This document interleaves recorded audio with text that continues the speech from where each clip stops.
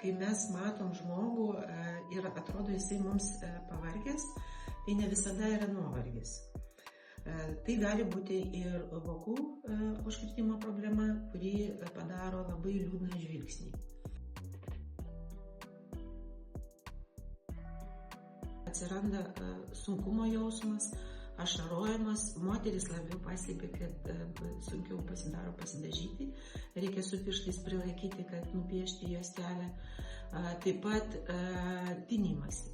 Dažnas dalykas yra be odos pertekliaus, yra ir ženklus tinimas, kaip viršutinių, taip ir apatinių vokų, kuris irgi neretai būna dėl išvaržų. Jeigu rytais jaučiatės blogai, savo nepatinkat veidrodyje, sunku pasidažyti arba jaučiat nuolatinį vokų sunkumą, kviečiu atvykti į konsultaciją ir mes kartu rasim sprendimo būdą.